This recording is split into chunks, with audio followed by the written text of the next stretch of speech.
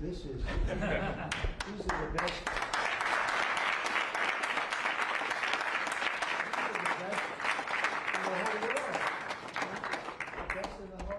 IBM, the whole group, huh?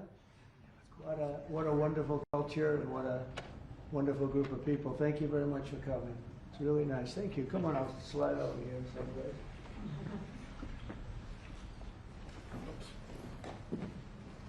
For the media, I will tell you, this is a serious group of people. Right? That's great. Thank you very much. Look at all of it. Wow, look at the people, huh? It's seriously the biggest business people anywhere in the world, so I think it's a great tribute. Whatever they're teaching you well, right? Thank you very much. You're welcome to the White House as we celebrate Diwali, because they said there has to be a very heavy emphasis on the V, Diwali, the beautiful Hindu festival of lights, and that's what it is. It's a great festival and it's amazing people. I'm pleased to be joined by the Director of the National Intelligence and a woman that's done a fantastic job, Tulsi Gabbard, wherever you may be, Tulsi. Hi, Tulsi. FBI Director Kash Patel, who's really hitting his stride. Kash, where's Kash? Right here, sir. He is hitting his stride. That's the way we like it. Assistant Attorney General Harmeet Dillon. Harmeet? I'm right here, sir. Hi, Harmeet. And Pastor Paula White. She's been fantastic. She's been with us right from the beginning. We're greatly honored to be joined by the Indian Ambassador to the United States, Vinay Quatru. And it's very nice. To pronounce it perfectly. That's what. Oh, I wasn't too far off there. And his wonderful wife. And thank you very much. It's a great honor to have you. As well as our new ambassador to India. This is a nice, easy name, Sergio Gore. Sergio, congratulations, Sergio. You're going to do a fantastic job. And thanks as well to incredible Indian American business leaders, the biggest in the world, really. If you look at these companies, what they've done, the biggest in the world. CEO of IBM, Arvind Krishna, and Arvind, congratulations. I know you're working hard on a couple of jobs that I'm watching, and good luck with them, right? Yes. Good luck. It's amazing what you've done. Chairman and CEO of Adobe, and that Adobe is big stuff, and that's Shantanu Narayan. Thank you. Thank you very much, Shantanu. Nice to see you. Thank you very much. CEO of Micron Technology, we know what that is, Sanjay Marotta. Sanjay, nice to see you again. And CEO of Palo Alto Networks, Nikesh Arora. And I want to thank you very much for and great success. It's a hell of a group of people. And in addition to that, we have a lot of other tremendously successful people gathered. On behalf of all Americans, let me also extend our warmest wishes to the people of India. I just spoke to your Prime Minister today. We had a great conversation. We talk about trade, we talk about a lot of things, but mostly the world of trade. He's very interested in that. Although we did talk a little while ago about let's have no wars with Pakistan. And I think the fact that trade was involved, I was able to talk about that. And we have no war with Pakistan and India, and that was a very, very good thing. But he's a great person, and he's become a great friend of mine over the years. In a few moments, we'll light the diya as a symbol of faith in the victory of light over darkness. It's a beautiful term, light over darkness. That's what it's all about. It's knowledge over ignorance and good over evil. During Diwali, revelers recall ancient stories of enemies defeated, obstacles removed, and captives freed. The glow of the diya flame reminds us to seek the path of wisdom and to work with diligence and to always give thanks for our many blessings. And we do have many blessings. Everybody in this room has many blessings. And even I will say, I'm not going to use the word fake news. I refuse to use it. The media has some good blessings. One of the blessings is that you didn't have to stand in the mud outside anymore. You know, you now have a beautiful stone surface, the identical color of the White House. For years they had to stand when we had press conference in the mud because it was grass, and I decided to take care of that, so I think they appreciate it.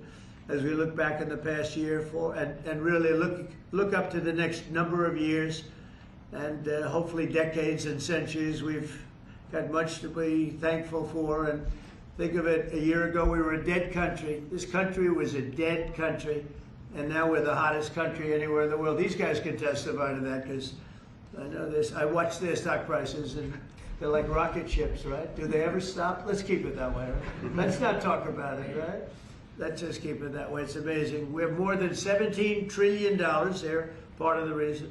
More than $17 trillion of investment pouring into the United States. It's going to be, I believe, over $20 trillion by the time the year's up. And as an example, the last administration, less than $1 trillion in a period of their 4-year period, they had less than $1 trillion. We're going to have 20 trillion. We have over 17 trillion already. That's investment coming in.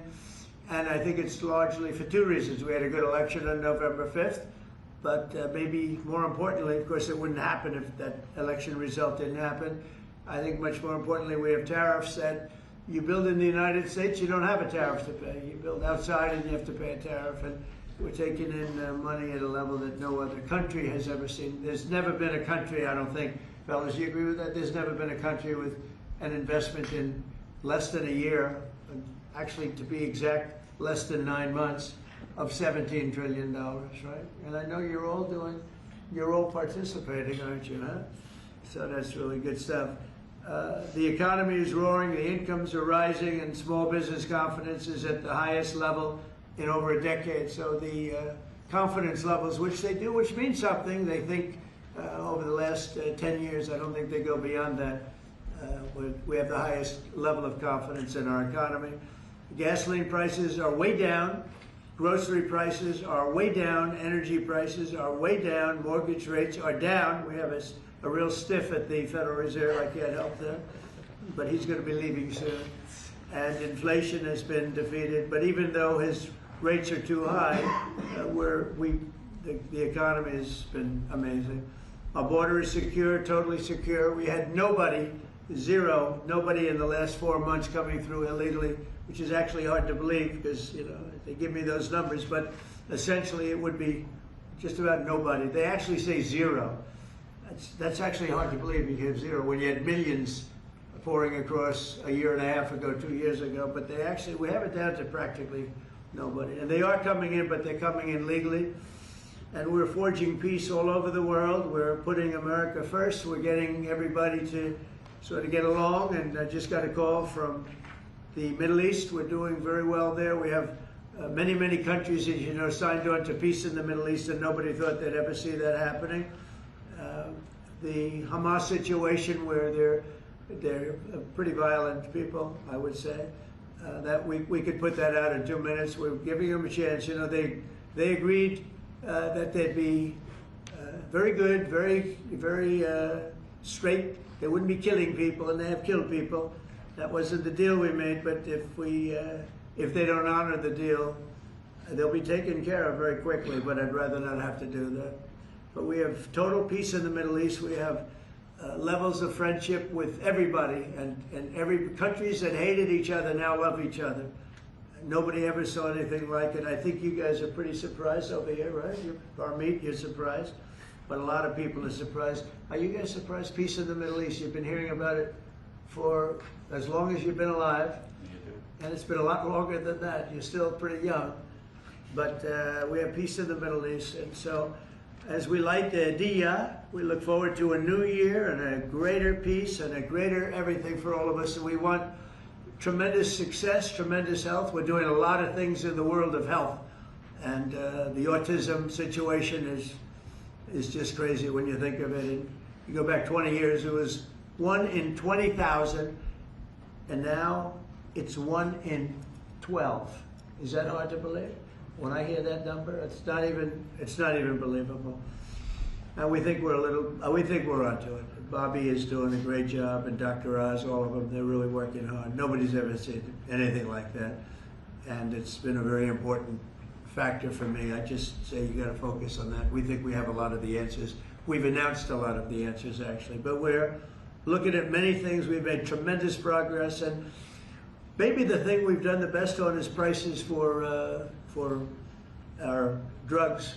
We have favored nations now, where other nations, as you know, were paying a small fraction of what we were paying. And this was for many, many years this was happening. This was set up 30 years ago where we were paying 10 times more, 12 times more, 5 times more, always tremendous numbers more. And I said, we're not doing that anymore. And the drug companies have agreed and the countries have agreed. Now, if I didn't have tariffs, I wouldn't have been able to get it. I said, well, if you don't agree, we're going to charge you tariffs for more than the equivalent amount. And amazingly, everybody agreed. So our drug prices are going to be coming down 100%, 200%, 300, 400, 500% in some cases. A pill that cost $10 in London would cost $120 in, think of it, $120 in New York or any place in this country. A drug that cost $86 in Berlin cost $1,300 in New York and throughout the United States. So we're not doing that anymore. So we're just not doing it anymore. So I just want to, and I think that's going to be huge for our anything, Medicaid, Medicare, Social Security, anything having to do with health, because the drug prices are going to be coming down. And I tell the story of my last administration, my 4th year, I was so honored because I brought drug prices down.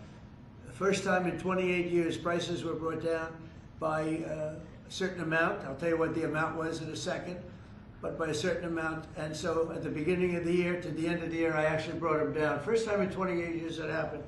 And the number was 1/8 of 1%. That's all I said. But I was proud because first time it ever happened.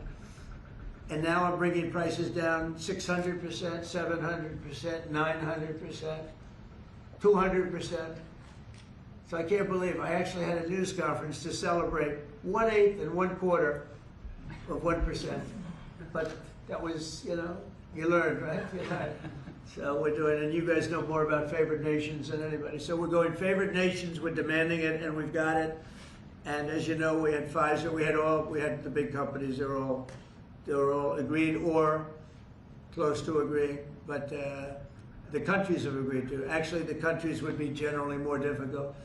If we didn't have the power of tariffs, they wouldn't have agreed. They would have said, nope, you got to pay 10 times more than we're paying. We were paying 10 and 12 times more than other countries for the exact same pill made in the exact same lab or factory. So it's an amazing thing. I think it's an absolute game changer. Nobody's ever even heard of a thing like that. And you'll see the results over the next year, year and a half, and I think it's great. So I'd like to ask a person who's really been fantastic. We'll ask a few of the people to say a few words. You're on international television, so don't get nervous.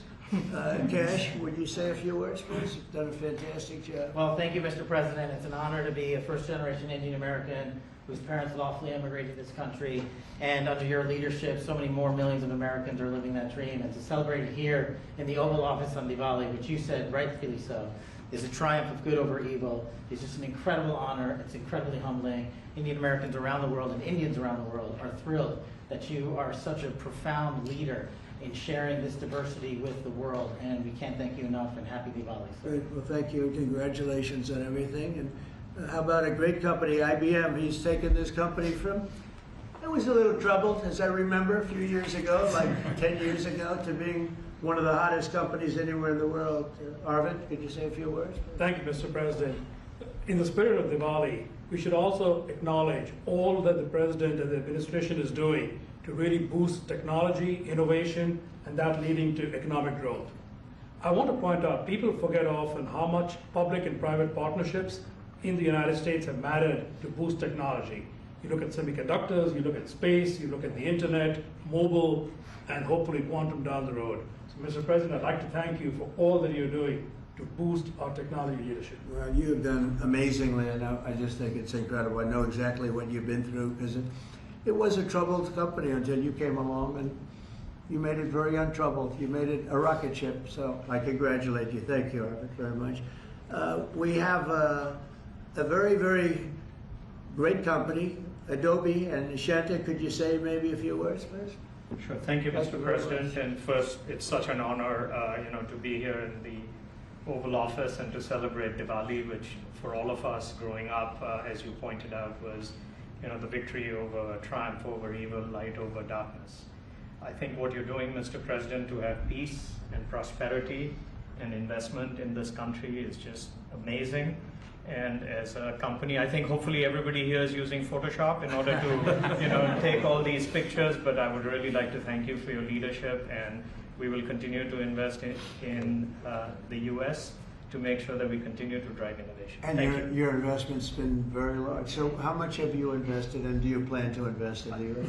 As far as our investment is concerned, it's all intellectual property, it's people, so we make everything here, so that's the software. That's good. And so we're a $20 billion revenue company now. We're one of the largest software companies in the world, and headquarters is Silicon Valley. So thank you, Mr. President. Fantastic job. How much are you investing, IBM?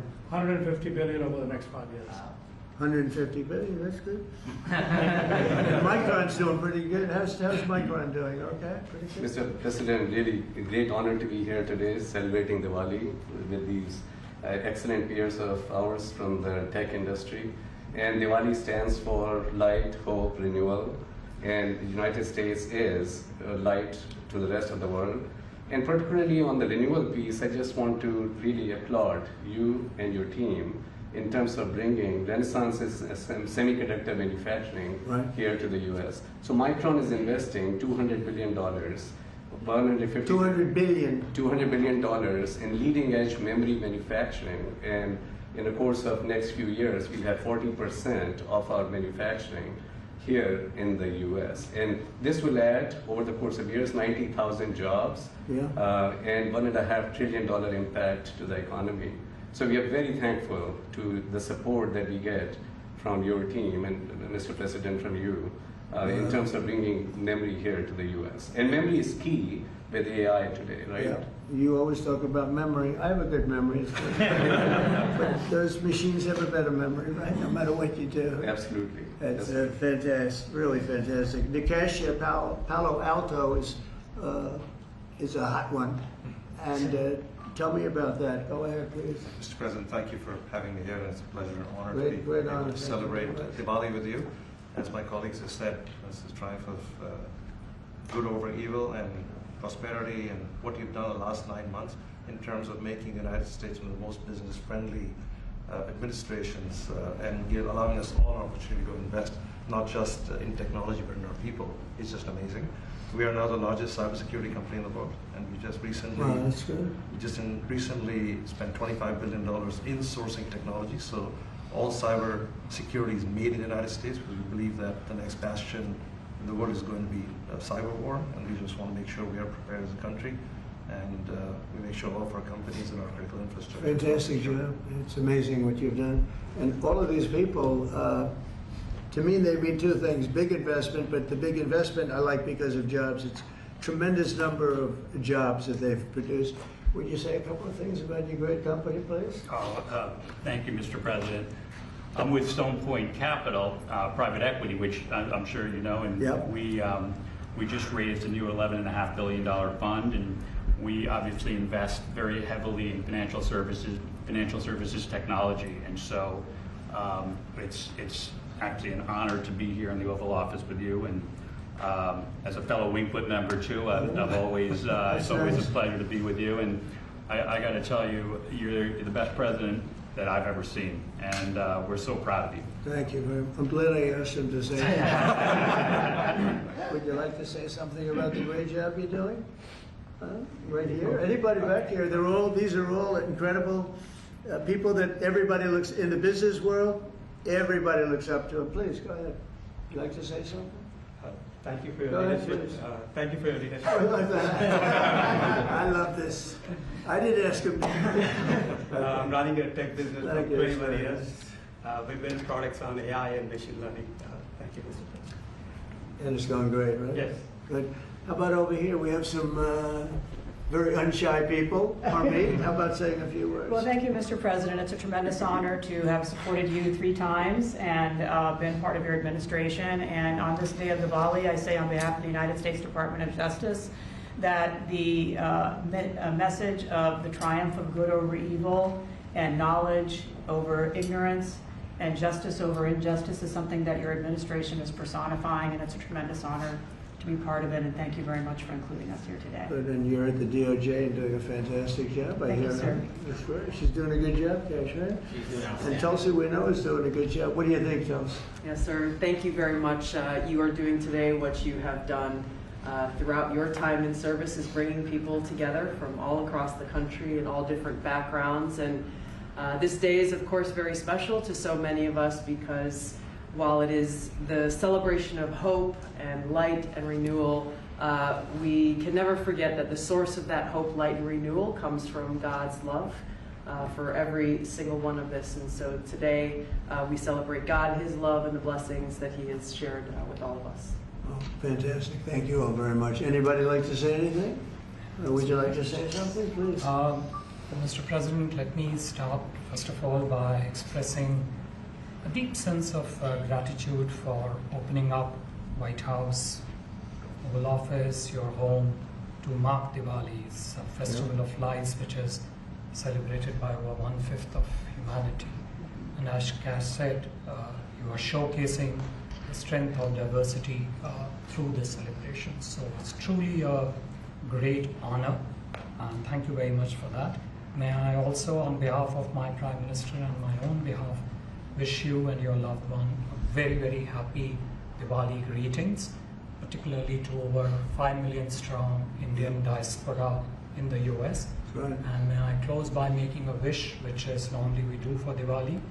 We wish that the light of Diwali continues to shine on your success and on the strength of India-US partnership. Thank you very much. So, spoke to him today. He's doing well. And your country is doing very well, you know that. Thank you, Mr. President. So we're supposed to light something, but I thought maybe because he's had such an outstanding year, I'm going to ask Arvind to maybe do the honors. Can you handle it for me, Arvind? I think you might do a better job than me. So if you could take care of that, it'd be great.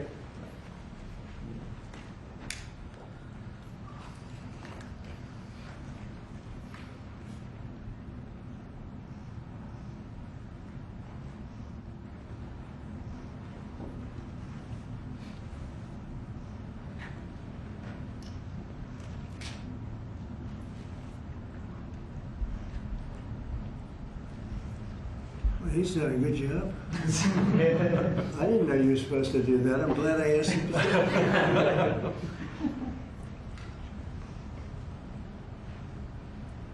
Would you like to come to light? Yeah, if you want.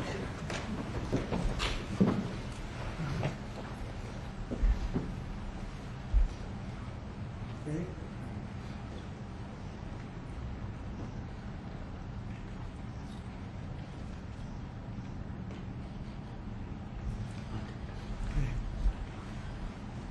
Thank you, Mr. President. Thank you all. Thank you.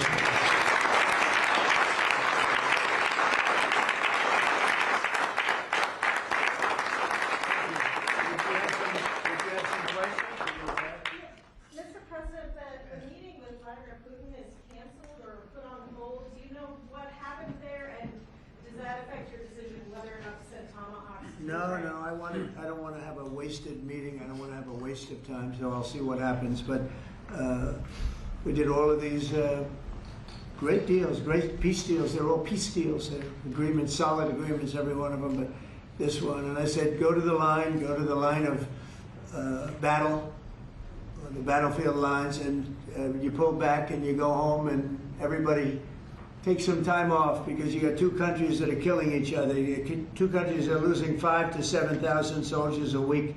So we'll see what happens. It's we haven't made a determination. Mr. President, are you asking the Justice Department to look into the federal investigations into you and look for compensation, and how much are you asking for? Who's asking for what? Are you asking the Justice Department to pay you compensation for Whose compensation? your federal investigations into you? Are you asking them to pay compensation, and how much? Into me? I don't get any compensation. I do it for nothing. I gave up my salary. Into me? No, it's going to be the Justice Department. Are you asking them to pay you compensation for the federal investigations that happened to you?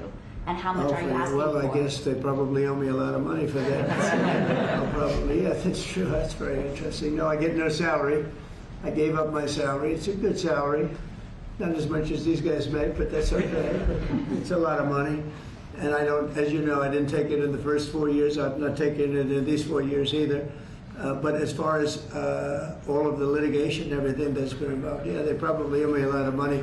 But if I get money from our country, I'll do something nice with it, like give it to charity or give it to the White House while we restore the White House. And we're doing a great job in the White House. As you know, the ballroom is under construction. It's going to be, they've been trying to get it for 150 years, and it's really, I think it's going to be fantastic. But we'll see what happens. I mean, we have numerous cases having to do with the fraud of the election, the 2020 election, and because of everything that we found out, I guess they owe me a lot of money.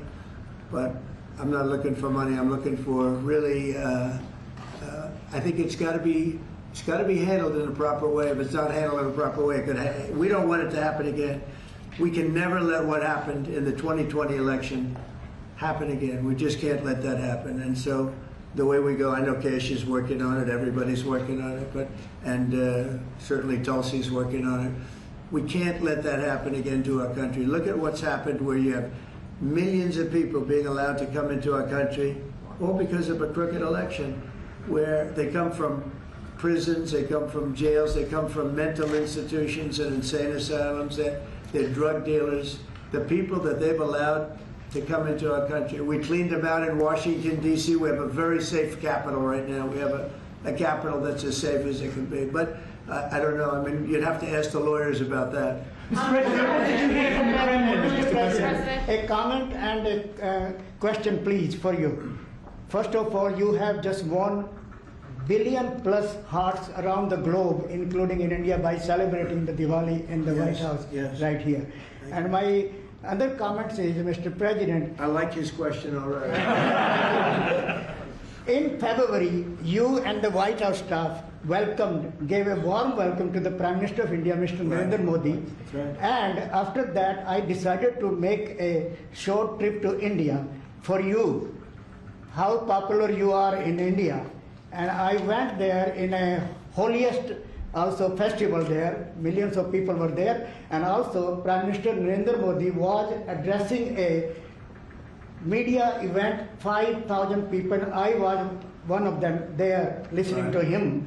And when I went to several states in India, what I found out, Mr. President, 3 people are most popular there. Prime Minister Narendra Modi, President Donald Trump, Mr. Kash Patel, and also with the surprise, our White House Press Secretary, Caroline Levitt. She's doing good, right? She is doing good. Superstar. And Mr. President, my question is, you had a great relationship with the people of India when you visited India, and with the Prime Minister of India, Narendra Modi, and also with the Indian American community. Where do we stand today, all those relations from 45 to 47 in the future, Mr. President? Please, thank you. Well, we stand great, and the people of India, I love the people of India, and we're working on some great deals between our countries. I spoke to Prime Minister Modi today, as I mentioned before, and we just have a very good relationship. And he's not going to buy much oil from Russia. He wants to see that war end as much as I do. He wants to see the war end with Russia, Ukraine. And as you know, they're not going to be buying too much oil. So they've cut it way back, and they're continuing to cut it way back. Mr. President, Mr. President, Yeah, please. An appeals court recently ruled that you can send the National Guard into Yeah. Portland, Oregon. Do you feel unfettered to send the National Guard into whatever city you want now? Well, I guess so. That was the decision. I can send the National Guard if I see problems. I looked at Portland over the weekend. The place is burning down, just burning down. We weren't there. We didn't spend much time there because we were waiting for that decision. But the court, probably maybe that influenced the court. But you look at a place like Portland, it's ridiculous when they say that there's no problem. The place was on fire over the weekend. But we won the case in Court of Appeals.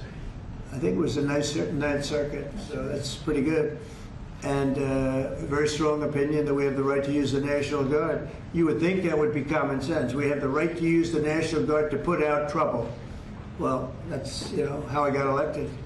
one of the reasons I got elected. Yes. Mr. President, what changed your mind after talking to Vladimir Putin between then and now? Why did you think that a Budapest summit might be wasted time? Well, I didn't say anything. I didn't say it would, and you never know what's going to happen. But a lot of things are happening on that front, on the war front with Ukraine and Russia.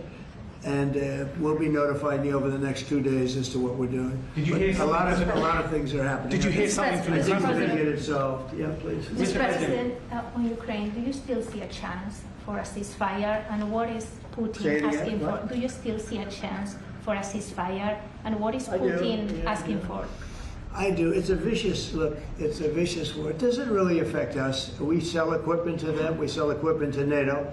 And NATO gives it to Ukraine, but we don't pay anything anymore. Biden spent $350 billion. The war would have never happened if I were president. Would have never, not even a million years. And Putin knows that too. Would have never happened. But it did happen, and I came in, and I have to see if I can put it out. But it doesn't affect us because we're not losing soldiers there. Although, when I first came in, that could have ended up, it's not going to happen. But it could have ended up in World War III. That was really out of control. So now it's they're shooting and they're killing people, and I think Putin wants it to end, and I think Zelensky wants it to end, and I think it's going to end. What is Senator Schumer said he reached out to you about meeting on the government shutdown. Will you meet with him before you leave for Asia on Friday? Well, I will actually. I'd love to meet with them. I just want them to open up the country first. The country is so hot right now. And they've never voted against, continuation. They've never voted against. They've never done that. They're doing this because they have Trump derangement syndrome. But I would love to meet. I would like to meet with both of them. But I set one little caveat. I will only meet if they let the country open. They have to let the country open. The people want to go back to work. They want to be served. They need the services of some people, and a lot of people need the money, the payroll. So I'll do it as soon as they open up the country. I'd like to meet. So you won't meet with them until the government. Just to be clear, you won't meet with them until the government's open. The government has to be open, yeah. The government has to be Mr. open. You know how long it would take for them to do that? Just say, okay, government's open. That's it. There is nothing. How long They're do you not think this could negotiating. go? What they're doing is saying they lost the negotiation, and when we got the great big beautiful deal done, they lost that negotiation. Now they're saying, well, we want to get some of the things we lost. But the problem is the things they lost are very bad for our country. We don't want to have people come over from all over the world, from prisons and all, and have them have their health care paid for. We want to take care of people that are American citizens and all. So they want $1.5 trillion of money to be wasted and jeopardize the health care of other people. We're not going to do that. So I would love to meet with them. We want the country open first. Mr. President, a new poll shows that if Curtis Sliwa dropped out of the New York mayoral race, then Andrew Cuomo would only trail Mamdani by 4 points. Would you call Curtis Sliwa to drop out of the race so that can happen?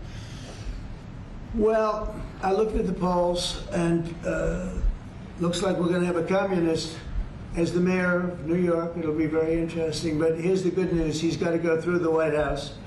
Everything goes through the White House, at least this White House it does. And we'll have to see what happens. But if he dropped out, he's not going to win. And not looking too good for Cuomo either. But maybe, I don't know, if he dropped out, maybe Cuomo would have a little bit of a chance, but not much. Because it looks like the lead it's not a great lead, but it's big enough that he should be able to win. So, I don't know that I want to get involved. It's really a question of, would I rather have a Democrat or a communist? And I would rather have a Democrat than a communist. Will you meet with Mamdani if he wins? Yeah, I'll speak to him. Mr. President, I have an obligation to speak to him, but I love New York. I've always loved New York. I just can't believe a thing like this is happening. I left New York, and we had a mayor, de Blasio, who was a disaster. But when I left, it was sort of before he could really take hold. And boy, New York was a hot city, and now it's sad to see what's happening, frankly. And with the communists in charge, look, you just go back 1,000 years. I mean, it's been done many times, 1,000 years. It's never worked once, so it's not going to work now either. On your Mr. President, you're building You're building your ballroom right now. They're also building the Obama Presidential Library. I'm wondering if you've He seen. needs help. Have you seen pictures of the architecture and Yeah, what I do you think did. of it? It's not too pretty.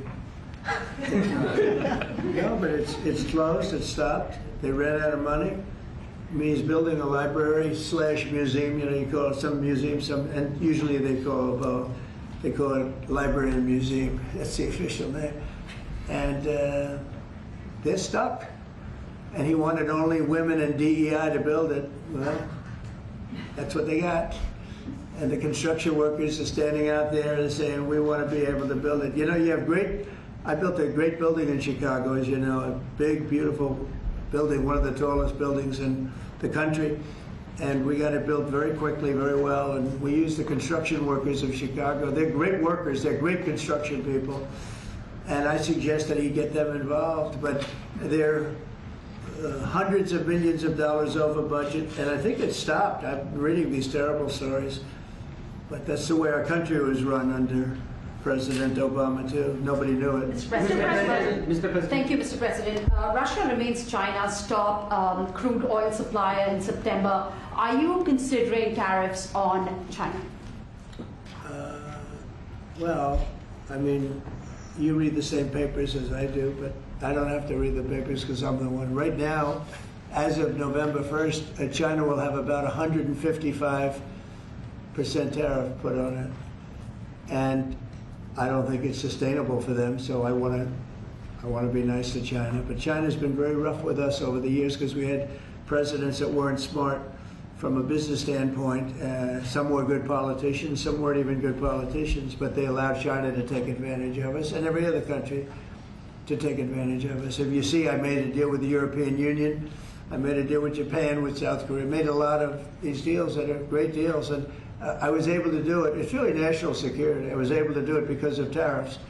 And we're getting hundreds of billions, even trillions of dollars paid into the United States. We're a very rich country again. We'll start paying off debt. We'll do a lot of things. We'll probably make a distribution out of some of the tariff money. I think we're going to make a distribution over the next fairly short period of time to people because we took in so much money from the tariffs. Just European Union, $650 billion.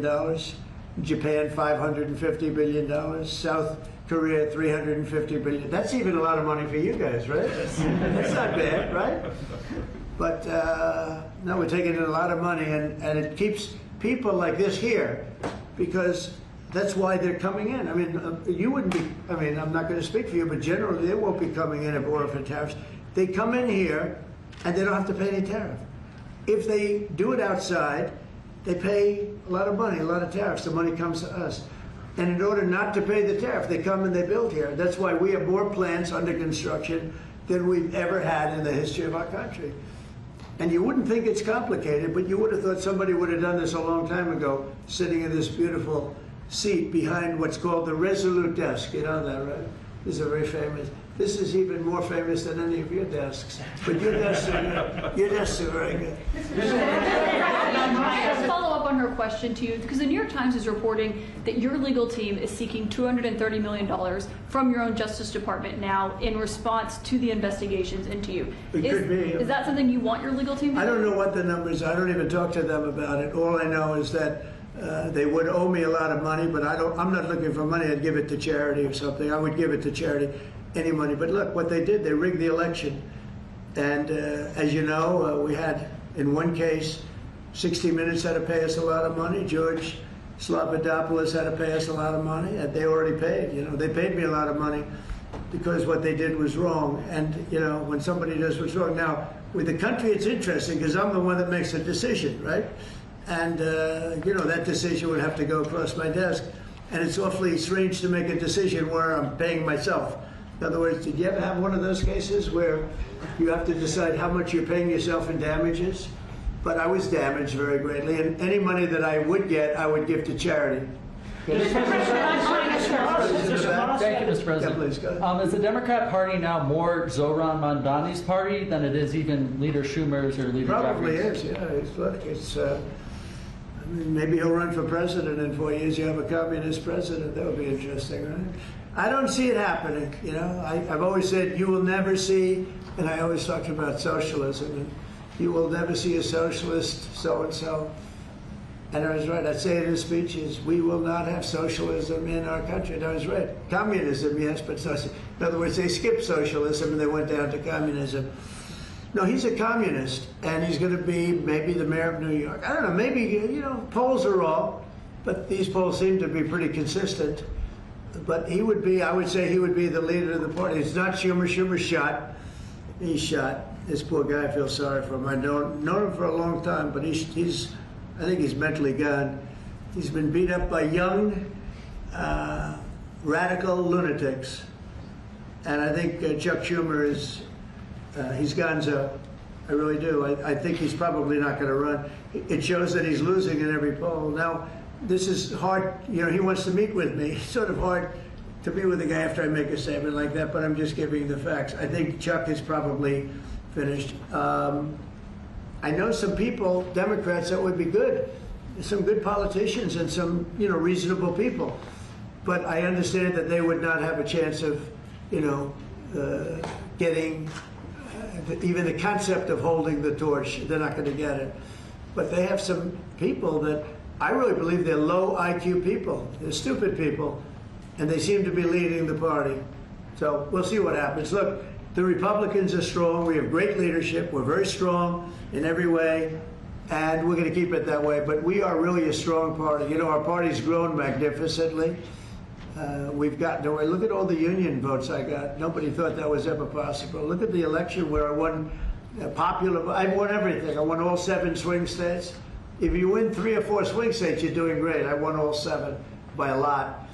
And I think the best thing when you look at districts, 2,700 versus 525.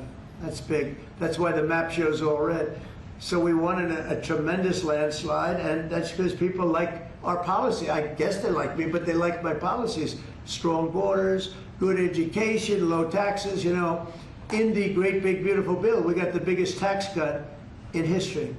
Not only no tax on tips, no tax on Social Security, no tax on overtime, we got the biggest tax cut in the history of our country in the bill that we just approved. And I think people see that and they like it, and that's why we're doing well, but they are not. They do not have leadership. Thank you very much, everybody. Thank you. Thank you very much. Thank you, guys. Thank you. Great question. What a surprise. What the greatest retirement. Tell them. Okay, see this man over? Does everybody know him?